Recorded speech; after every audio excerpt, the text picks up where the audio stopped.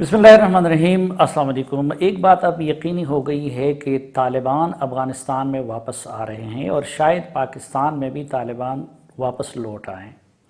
अफ़गानिस्तान में उनकी वापसी की या तो ये सूरत होगी और काश इस तरह हो कि वो पॉलिटिकल सेटअप का हिस्सा बन जाए और अशरफ गनी की हुकूमत के साथ पॉलिटिकल रिकन्सिलिएशन और मुफाहमत के नतीजे में वो हुकूमत का हिस्सा बन जाए, या फिर दूसरी सूरत ये है कि वो मशरक़ी अफ़गानिस्तान, जनूबी अफ़गानिस्तान और शायद काबुल शहर पे जंग के ज़रिए काबिज़ हो जाएं। और बदकिस्मती से ज़्यादा ख़तरा इस बात का है कि कोई पॉलिटिकल रिकन्सिलिएशन नहीं हो सकेगी और शायद अल्टीमेटली फिर तालिबान बंदूक के ज़ोर पे अफ़गानिस्तान के कुछ हिस्सों पे काबिज़ हो जाए और अफ़गानिस्तान माजी की तरफ लौट जाए उस 89 की तरह, और एक तरफ मुज़ाहिमत करने वाली ताकतें होंगी और दूसरी तरफ तालिबान होंगे। और मेरे नज़दीक ये जो तबाही होगी, ये जो खूनरेज़ी होगी, इसके नतीजे में शायद हम माजी की तमाम तबाही और खूनरेज़ियों को भूल जाए। इसलिए दुआ और ख्वाहिश तो हमारी यही है कि अफ़गानिस्तान में जो कुछ भी हो वो अफ़गानों के मुज़ाकरात और बाहमी इत्तेफाक और सियासी मुफाहमत के ज़रिए हो। मेरी इस राय को समझने के लिए आइए जानते हैं कि इस वक्त अफ़गानिस्तान की क्या सूरत हाल है, अशरफ गनी की हुकूमत क्या कर रही है, क्या चाहती है, अमरीकी क्या कर रहे हैं, क्या चाहते हैं, और तालिबान क्या कर रहे हैं और क्या चाहते हैं। और ज़िमनी तौर पर हम पाकिस्तान का भी तज़किरा करेंगे कि पाकिस्तान इस वक्त क्या कर रहा है और पाकिस्तान क्या चाहता है। सूरत हाल इस वक्त ये है कि अफ़गानिस्तान के इस वक्त 20 से 22 सूबों में, उसके मुख्तलिफ़ इलाक़ों में तालिबान और अफ़गान जो नेशनल आर्मी है उसकी जंग जारी है। कहीं पे उन्होंने तालिबान ने ज़िली हेड क्वार्टर पर कब्ज़ा कर लिया है। इसमें एक दिलचस्प बात यह है कि माजी में अगरचे तालिबान की कार्रवाइयाँ ज़्यादातर अफ़गानिस्तान के मशरक़ी और जनूबी इलाक़ों तक महदूद थी, लेकिन इस वक्त अफ़गानिस्तान के इंतहाई शमाल मशरक़ में वाक़या नूरिस्तान में भी जंग हो रही है और बदख्शान में भी तालिबान ने कार्रवाइयों का आगाज़ कर दिया है। दूसरी तरफ अफ़गानिस्तान के इंतहाई शमाल में वाक़या ताजिकिस्तान के बॉर्डर पे कुंदूज़ में भी तालिबान की कार्रवाइयाँ जारी हैं। तीसरी तरफ अगर आप देखें तो जोज़जान जैसे मगरबी सूबों में भी तालिबान ने हमले किए हैं, और ज़ाहिर है कि जुनूब की साइड भी तो पहले से तालिबान की कार्रवाइयाँ जारी हैं। इसमें भी कोई शक नहीं कि तालिबान की इस वक्त अफ़गान नेशनल आर्मी की तरफ से भी भरपूर मुज़ाहिमत हो रही है। जो पॉलिटिकल सिचुएशन है काबुल की, आप जानते हैं कि अशरफ गनी साहब जिस इलेक्शन के नतीजे में सदर बने हैं इस मरतबा, वो मुतनाज़ा हो गया था। उनके जो मुकाबिल के उम्मीदवार थे डॉक्टर अब्दुल्ला, वो इलेक्शन नताइज को नहीं मान रहे थे। उन्होंने पैरेलल हलफ उठा लिया था। फिर हामिद करज़ई साहब और दीगर अफ़गान लीडरों की कोशिशों से उनके माबैन एक डील हो गई, और उस डील के तहत अब्दुल्ला के ग्रुप को वजारतों में भी, गवर्नरशिप्स में भी हिस्सा देना था, और उनको अफ़गान हाई पीस कौंसिल का जो तालिबान से मुज़ाकरात के लिए था उसका सरबराह बना दिया गया। लेकिन बदकिस्मती ये है कि पिछले एक साल के दौरान एक तरफ तो ये है कि अब्दुल्ला को उसी तरह काम करने नहीं दिया गया, और उनको ये शिकवा भी है कि पीस प्रोसेस के ड्राइविंग सीट पे अब्दुल्ला नहीं आ सके, बल्कि ख़ुद अशरफ गनी साहब अभी तक उस प्रोसेस को डील कर रहे हैं। ख़ुद अफ़गान हुकूमत के अंदर मुश्किलात का ये आलम है कि चंद रोज़ कबल अशरफ गनी साहब ने फारियाब सूबे के लिए गवर्नर नामिनेट किया, लेकिन रशीद दोस्तम के लोगों ने उसकी रेजिस्टेंस की और उस गवर्नर को वहाँ से वापस भागने पे मजबूर कर दिया। तो एक तरफ काबुल के अंदर हुकूमती सफ़ों में भी हमें ये कमज़ोरियाँ नज़र आती हैं, दूसरी तरफ अगर आप देखें तो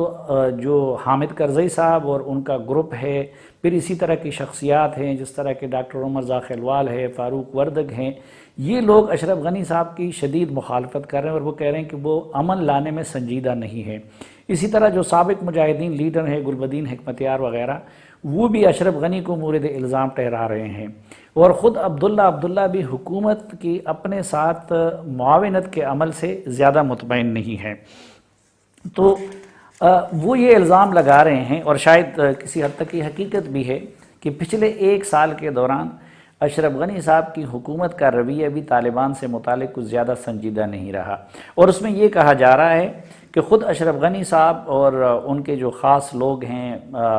حمداللہ محب جیسے نیشنل سیکیورٹی ایڈوائزر، یہ لوگ اگرچہ امن کی بات کر رہے ہیں، مذاکرات کی بات کر رہے ہیں، لیکن کہا جاتا ہے کہ وہ سنجیدگی سے نہیں چاہتے کہ طالبان کے ساتھ ڈیل ہو، کیونکہ اس صورت میں عبوری حکومت بنے گی پہلی فرصت میں، اور اس کے نتیجے میں ان کو رخصت ہونا پڑے گا۔ البتہ جو حامد کرزئی صاحب ہیں، عبداللہ ہے، استاد محقق ہے، رشید دوستم ہے، یہ لوگ نسبتاً زیادہ سنجیدہ اس لیے نظر آتے ہیں کیونکہ ان کو معلوم ہے کہ مفاہمت نہ ہونے کی صورت میں پھر طالبان کو جنگ ان سے لڑنی پڑے گی، اور اگر اب طالبان سے مفاہمت ہوتی ہے تو ان کو حصہ بقدر جثہ مل جائے گا۔ اس کے بعد ہم جائزہ لیتے ہیں کہ امریکہ اس وقت افغانستان میں کیا کر رہا ہے اور کیا کرنے جا رہا ہے۔ امریکیوں کو جس طرح آپ جانتے ہیں کہ قطر میں انہوں نے طالبان سے مذاکرات کیے اور پھر ان کے ساتھ ایک ڈیل کی۔ میں نے اس وقت بھی کہا تھا کہ یہ امن معاہدہ نہیں ہے بلکہ یہ ایک ڈیل ہے جو امریکہ اور طالبان کے مابین ہوئی تھی۔ اب جب افغان حکومت کو بائی پاس کر کے امریکہ نے طالبان کے ساتھ مذاکرات شروع کیے تو افغان حکومت کی حیثیت کافی کمپرومائز بھی ہو گئی اور کمزور بھی ہو گئی، اور پھر جب ان کی مرضی کے خلاف امریکہ نے طالبان کے ساتھ قطر معاہدہ کر لیا تو اس سے تو اشرف غنی صاحب اور ان کی حکومت کی حیثیت مزید کمپرومائزڈ ہو گئی۔ پھر امریکیوں نے طالبان سے اس وقت جنگ بندی کی شرط نہیں منوائی، انہوں نے ایک چیز جو ان سے منوائی تھی وہ تھا ریڈکشن آف وائلنس۔ اب یہ ایک ویگ یا مبہم تصور ہے، اس کو کون ڈیفائن کرے۔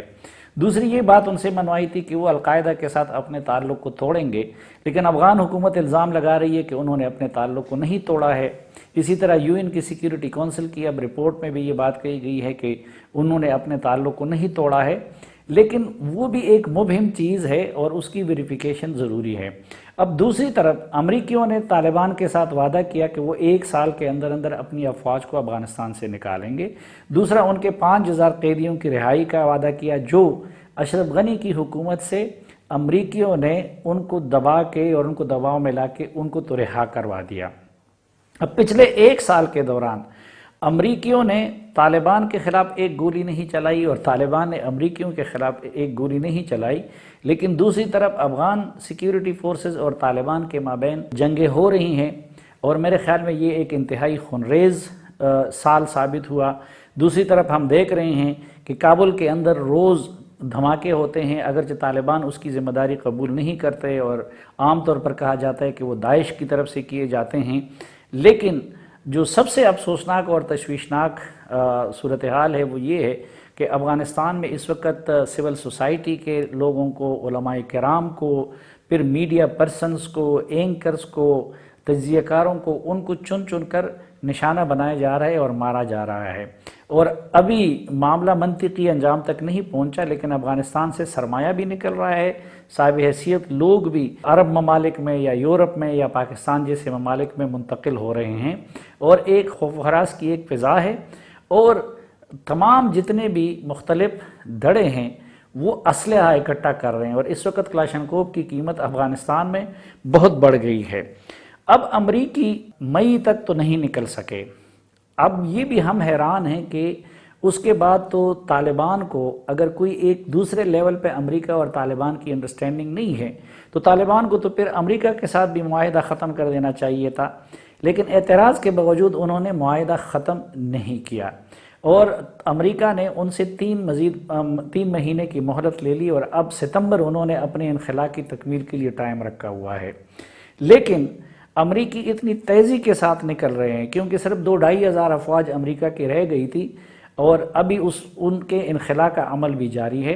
تو لگتا یہی ہے کہ وہ 1 جولائی یا جولائی کے آغاز تک، جو 4 جولائی امریکہ کا نیشنل ڈے ہوتا ہے، اس سے پہلے امریکی اپنی افواج کا انخلا مکمل کرنا چاہتے ہیں۔ دوسری طرف افغانستان کے اندر جو امریکہ کے بیسز ہیں تو ان بیسز کو خالی کیا جا رہا ہے، اور جو بڑے بیسز ہیں قندھار بیس انہوں نے خالی کر دیا، باقی انہوں نے خالی کر رہے ہیں، بگرام بیس بھی وہ خالی کریں گے، لیکن کچھ افواہیں اسی طرح ہے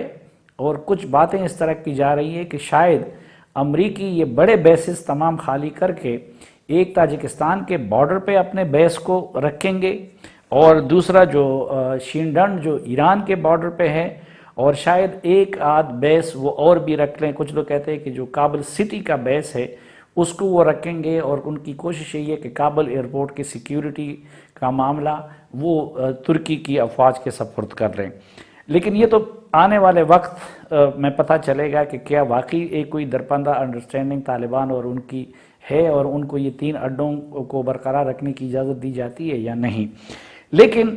دوسری طرف امریکہ پاکستان اور تاجکستان اور جیسے پڑوسی ممالک سے اڈے مانگ رہا ہے، اور پاکستان نے ابھی تک ہاں نہیں کیا ہے، لیکن اس کا یہ ڈیمانڈ ہے کہ وہ افغانستان کی نگرانی کے لیے پاکستان کی حکومت سے وہ کہہ رہا ہے کہ وہ اڈے دے دیں۔ اب ایک طرف وہ خود افغانستان سے تو نکل رہا ہے، بھاگ رہا ہے، لیکن پاکستان سے اڈے مانگ رہا ہے یا تاجکستان سے اڈے مانگ رہا ہے۔ دوسری طرف اس وقت جو ظاہری سٹینڈ ہے امریکن کا وہ یہی ہے کہ وہ طالبان سے یہ ڈیمانڈ کر رہے ہیں کہ وہ جنگ بندی کریں اور افغان حکومت کے ساتھ مذاکرات کو نتیجہ خیز بنائیں،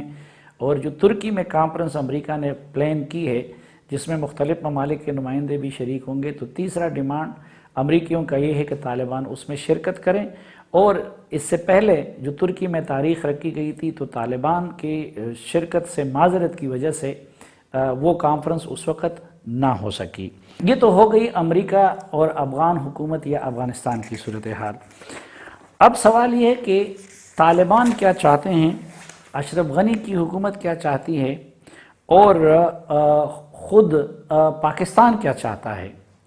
تو اس وقت اشرف غنی کا ڈیمانڈ طالبان سے یہ ہے کہ وہ آ جائیں اور ان کی حکومت جو ان کے بقول آئینی حکومت ہے اس کا حصہ بن جائیں، اور اشرف غنی یہ کہہ رہے ہیں کہ ان کو افغانستان کا آئین تسلیم کرنا ہوگا۔ وہ یہ کہہ رہے ہیں کہ طالبان کی خاطر اس میں کچھ ترامیم کی جا سکتی ہیں، لیکن یہ ہے کہ وہ آئین سے ماورا طالبان کے ساتھ کوئی ڈیل نہیں کر سکتے۔ دوسری طرف طالبان کی ابھی تک ضد یہی ہے کہ ان سے حکومت چینی گئی تھی، لہٰذا ان کو حکومت دوبارہ دلوا دی جائے، ان کی امارت اسلامیہ بحال کی جائے، اور وہ یہ کہتے ہیں کہ اس میں وہ جو کابل میں بیٹھی ہوئی سیاسی شخصیات ہیں یا شمال کی جو طاقتیں ہیں ان کو بھی ایکوموڈیٹ کر لیں گے۔ اب اگر دیکھیں تو ان دونوں کے موقف میں بعد المشرقین ہے۔ دوسری طرف اشرف غنی یہ کہتے ہیں کہ اگر طالبان جنگ بندی نہیں کرتے تو اس کا مطلب یہ ہے کہ وہ امن کے لیے سنجیدہ نہیں ہے، اور طالبان یہ کہتے ہیں کہ جب تک وہ منطقی نتیجے تک بات نہیں پہنچ جاتی تو وہ جنگ بندی نہیں کر سکتے، اور وہ یہ بھی کہتے ہیں کہ وہ اس موجودہ حکومت کی حیثیت کو تسلیم کرنے کو تیار بھی نہیں ہیں۔ اب ایک اور انٹرسٹنگ چیز جس کا میں نے ذکر کہ پاکستان کے لیے مشکل کیا بنا ہوا ہے، پاکستان سے ایک طرف امریکہ کا مطالبہ ہے۔ امریکہ نے خود تو طالبان کو جنگ بندی پر آمادہ نہیں کیا، لیکن اب وہ پاکستان پہ روز بروز اس دباؤ کو بڑھا رہا ہے کہ وہ طالبان کو جنگ بندی پہ آمادہ کر لیں، اور دوسرا پاکستان سے کہا جا رہا ہے کہ وہ بہر صورت طالبان کو جو ترکی میں مذاکرات ہونے جا رہے اس میں بھی شمولیت پر آمادہ کر لیں۔ اشرف غنی کی حکومت کا بھی پاکستان سے یہی ڈیمانڈ ہے، اور وہ یہ کہہ رہے ہیں کہ جی آپ طالبان کو لا کے ہمارے ساتھ بٹھا دیں، اور جب پاکستان عذر پیش کرتے تو وہ کہتے ہیں نہیں، طالبان تو آپ کے ہاتھ میں ہیں اور آپ اگر چاہیں تو ان سے کچھ بھی کر سکتے ہیں۔ تیسری طرف طالبان کا اس وقت پاکستان سے کیا ڈیمانڈ ہے؟ طالبان کا مطالبہ پاکستان سے یہ ہے کہ ایک تو آپ ہمارے اوپر دباؤ نہ ڈالیں امریکہ یا افغان حکومت کے کہنے پہ، دوسرا طالبان کا ڈیمانڈ یہ ہے کہ پاکستان بھی ان کے امارت اسلامی کی بحالی کے مطالبے کو تسلیم کر لیں۔ اب جو میری معلومات ہے اس کی روح سے پاکستان کی جو ملٹری لیڈرشپ ہے انہوں نے گزشتہ 6-7 مہینوں کے دوران ہر طرح کی کوشش کی، اور طالبان کو منانے کی، طالبان کو سمجھانے کی، اور طالبان سے بات منوانے کی، کیونکہ 6-7 مہینے سے یا 1 سال سے ہم دیکھ رہے ہیں کہ پاکستان کی ملٹری لیڈرشپ کے ہاں بھی یہ سوچ بن گئی ہے کہ اگر طالبان طاقت کی زور پہ اور بندوق کے زور پہ پاکستان سے متصل سرحدی علاقوں میں حکمران بنتے ہیں تو اس کے پاکستان پہ انتہائی برے اثرات مرتب ہوں گے اور پاکستان کے اندر بھی جو یہاں کے طالبان ہیں وہ دوبارہ سر اٹھائیں گے۔ دوسرا، پاکستان کو یہ بھی احساس ہے کہ افغانستان کی خانہ جنگی سے سب سے زیادہ اگر ایفیکٹ ہوگا تو وہ افغانستان کے بعد پاکستان ہی ہوگا۔ اس لیے جو ٹاپ کی لیڈرشپ ہے پاکستان کی ملٹری کی یا انٹیلیجنس کی، میں ذاتی طور پر کچھ چیزوں کو جانتا ہوں، بالخصوص جب سے محمد صادق صاحب افغانستان کے لیے اسپیشل انوائے بنے ہیں تو پاکستان نے پورا زور لگایا ہوا ہے کہ طالبان کو افغان حکومت کے ساتھ بٹھائے یا ان کو جنگ بندی پہ آمادہ کرے، لیکن طالبان اس کے لیے تیار نہیں ہے۔ اور طالبان اس وقت الٹا پاکستان سے اس بات پہ ناراض ہے، ایک تو جتنا زیادہ دباؤ پاکستان نے بڑھا دیا اس پہ ناراض ہے، دوسری طرف پاکستان سے وہ اس پہ ناراض ہے کہ ماسکو میں ہونے والے کانفرنس میں پاکستان نے روس، چین اور امریکہ کے ساتھ مل کے امارت اسلامی کی بحالی کی مخالفت کیوں کی۔ اب اس وقت ایک طرف طالبان پاکستان سے ناراض ہیں اور اگر پاکستان اور ان کا یہ معاملہ اسی طرح آگے بڑھتا رہا تو طالبان مزید بھی ناراض ہو جائیں گے۔ دوسری طرف افغان حکومت اور اشرف غنی صاحب اور ان کے جو نیشنل سیکیورٹی ایڈوائزر ہے حمداللہ محب، وہ یہ الزام لگا رہے ہیں کہ افغانستان کے اندر اس وقت جو جنگ ہے، طالبان کی جو کارروائیاں ہیں وہ پاکستان کی مرہون منت ہے۔ وہ یہ بھی ماننے کو تیار نہیں ہے کہ پاکستانی حکومت نے کوئی سنجیدہ ایفرٹس کی ہیں۔ حالانکہ اس دوران پاکستان جو کچھ کرتا رہا، جو ایفرٹس ہے وہ اشرف غنی صاحب کے ساتھ اور حمداللہ محب جیسے لوگوں کے ساتھ شیئر کرتا رہا، لیکن ایک تھیوری یہ پیش کی جا رہی ہے کہ شاید ایک طرف یہ کام ہو رہا ہے لیکن دوسری طرف گراؤنڈ پہ طالبان کی سپورٹ کی جا رہی ہے۔ اور اشرف غنی صاحب نے جو جرمن میگزین کو انٹرویو دیا ہے اس میں انہوں نے یہ الزام لگایا ہے کہ پاکستان کے آرمی چیف قمر جاوید باجوہ صاحب نے ان کو یہ بتایا کہ وہ تو یہ ساری ایفرٹس کر رہے ہیں لیکن ان کے نیچے کے لوگ شاید اب بھی طالبان کو سپورٹ کر رہے ہیں۔ پھر دوسری طرف پچھلے دنوں جو حمداللہ محب وغیرہ نے پاکستان کے خلاف جو لہجہ استعمال کیا اس پہ پاکستان کی طرف سے بھی شدید رد عمل سامنے آ رہا ہے، اور کچھ لوگ اس سازشی تھیوری پہ بلیو کر رہے ہیں کہ شاید اشرف غنی صاحب اور ان کے نیشنل سیکیورٹی ایڈوائزر وہ جان بوجھ کے پاکستان کو تیش دلا رہے ہیں تاکہ پاکستان کی جو ایفرٹس ہیں اس وقت وہ طالبان کو ان کے ساتھ مذاکرات کی بینچ پہ لانے کے لیے اس سے پاکستان پیچھے ہٹ جائے۔ کیونکہ انٹرسٹنگلی امریکہ اس وقت پاکستان کے رویے کی سے مطمئن ہے، اور جو زلمے خلیلزاد ہیں یا باقی امریکی حکام ہیں وہ کم از کم اس فرنٹ پہ پاکستان کے رول کی ماضی میں بھی تعریف کر چکے ہیں اور اس وقت بھی ان کی طرف سے کوئی الزام نہیں لگ رہا۔ اب یہ خبریں آ رہی ہیں کہ طالبان پاکستان کی کوششوں سے ترکی کانفرنس میں شمولیت پہ مشروط آمادہ ہوئے ہیں۔ ایک تو وہ یہ کہہ رہے ہیں کہ یہ مختصر ہو، اور دوسرا وہ یہ کہہ رہے ہیں کہ اس میں UN جیسے اداروں کو زیادہ دخیل نہ کیا جائے۔ اب دیکھنا یہ ہے کہ امریکہ یا باقی فریقوں کی طرف سے ان کے ان شرائط کو مانا جاتا ہے یا نہیں مانا جاتا، لیکن جنگ بندی کے لیے سر دست طالبان بالکل تیار نظر نہیں آتے۔ اور سب سے بڑی بدقسمتی کی بات یہ ہے کہ ایک طرف طالبان کے ذہن میں شاید یہ بات بیٹھی ہوئی ہے اور امریکہ کے ساتھ ڈیل کے بعد ان کا مورال اتنا ہائی ہو گیا ہے اور مختلف ممالک نے ان کے ساتھ جو تعلقات بنانے کی کوشش کی ہے کہ اب وہ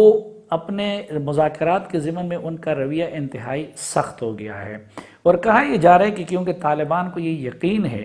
کہ اگر ڈیل نہ بھی ہوئی ان کی مرضی کا تو چند مہینوں بعد کابل نے خود بخود ان کی جولی میں آ گرنا ہے، اس لیے وہ یہ چاہتے ہیں کہ اب اپنے آپ کو کیا عالمی برادری کے ساتھ کمٹ کریں گے، اپنے کارکنوں کو آئین اور جمہوریت اور ان چیزوں پہ قائل کریں گے، تو ان کی پہلی ترجیح یہی ہے کہ طاقت ہی کے رستے سے ان کی امارت اسلامیہ بحال ہو جائے۔ دوسری طرف افغان حکومت جو کہ ڈرائیونگ سیٹ پہ بیٹھی ہے تو وہ بھی زیادہ اس موڈ میں نظر نہیں آتے۔ اب جس طرح کہ میں نے عرض کیا کہ ایک طرف تو عبداللہ کی قیادت میں جو ہائی پیس کونسل کی تشکیل تھی یا اس کو بااختیار بنانے کا عمل تھا، وہ پچھلے سال میں افغان حکومت کی طرف سے اس کو وہ سپورٹ نہیں مل سکی۔ پھر جو پہلے بھی مذاکرات کے لیے جو ٹیم اشرف غنی صاحب کی طرف سے نامزد کی گئی وہ بھی ایسی ٹیم تھی کہ جو انتہائی انٹی طالبان وہ سمجھی جاتی ہے۔ تیسری طرف اب پاکستان جیسے فیسیلیٹیٹر کو اس دوران اشتعال دلانا، یہ ساری چیزیں اس بات کی طرف اشارہ کر رہی ہے یا اس سازشی تیوری کو تقویت دے رہی ہے کہ شاید اشرف غنی صاحب خود بھی طالبان کے ساتھ مفاہمت یا ڈیل نہیں چاہتے۔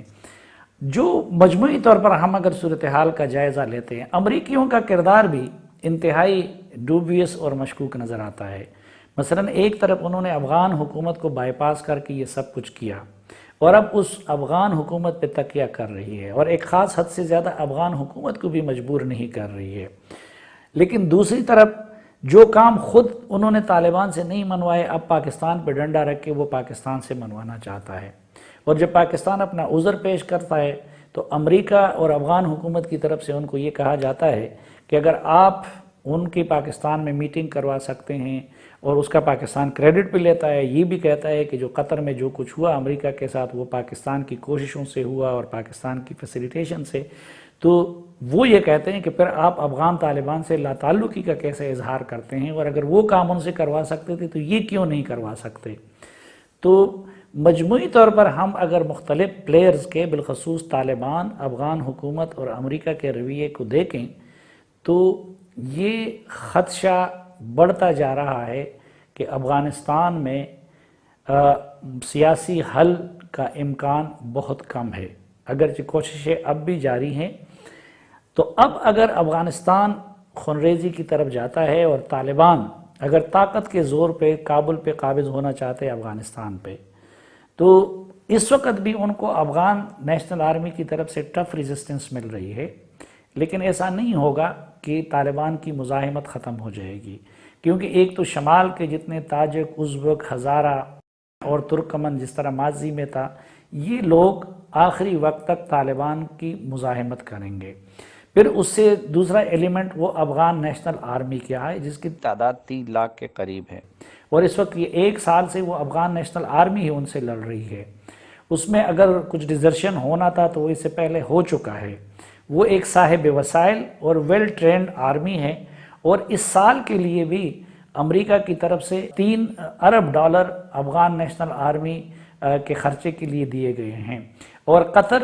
دوحہ معاہدے کے ساتھ پیرالل جو امریکہ نے افغانستان کی حکومت کے ساتھ جو معاہدہ کیا ہے تو اس میں 10 سال کے لیے امریکہ نے اپنے آپ کو پابند کیا ہے افغان سیکیورٹی فورسز کے مالی مدد کی۔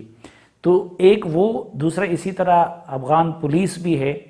اور تیسری طرف جو ماضی کے ملیشیا تھے اگرچہ ان کو ڈسمینٹل کر دیا گیا ہے، لیکن اگر جنگ وہاں پہ برپا ہوتی ہے تو اس صورت میں وہ ماضی کے ملیشیا بھی دوبارہ ری گروپ ہو سکتے ہیں مختلف لوگوں کی سرکردگی میں۔